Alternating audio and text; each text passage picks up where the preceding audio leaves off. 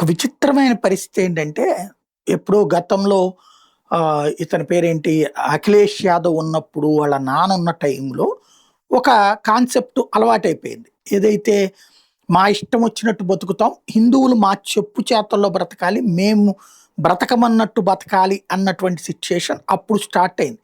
ఈ అహంకారపు స్థాయి ఎక్కడిదాకా చేరిపోయిందంటే, చివరికి ఇప్పుడు అదే ప్రదేశంలో అంటే ఉత్తరప్రదేశ్‌లో ఈ 10, 12 ఏళ్లలో హిందువులకి కాస్త ధైర్యాన్ని ఇచ్చాడు యోగి ఆదిత్యనాథ్. అది ఏది ఈ ముస్లిం సామాజిక వర్గానికి సంబంధించిన కొంతమంది గూండా నేతల అరాచకాల నుంచి కాపాడుకు రావడంతో పాటు వాళ్ళకి ధైర్యాన్ని ఇచ్చాడు యోగి ఆదిత్యనాథ్. కానీ ఇప్పుడు ఆ ధైర్యాన్ని హిందువులకు వచ్చిన ధైర్యాన్ని చంపేయాలనుకుంటున్నారు రేపటి ఎన్నికల్లో కాంగ్రెస్, కమ్యూనిస్టులు, సమాజ్వాదీ వీళ్ళందరూ కలిసి.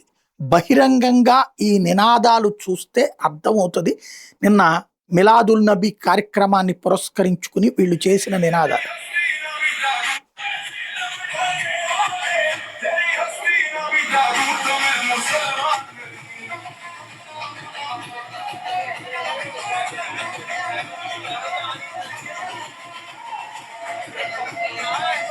కత్తులు చేత పట్టుకుని మేము కనుక ఏది వీళ్ళు పెట్టినటువంటి స్టేట్మెంట్ అంటే, if we don't erase your existence then we are not Muslims.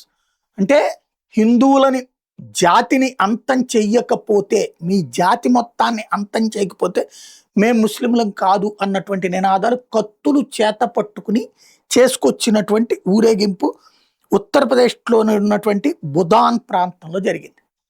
మరి ఇలాంటి వాటిని వాళ్ళ మత పెద్దలు ఎలా అంగీకరిస్తున్నారు ఇట్లాంటి నినాదాలు, ఇట్లాంటి పాటలు అన్నది తేల్చుకోవాల్సి ఉంది.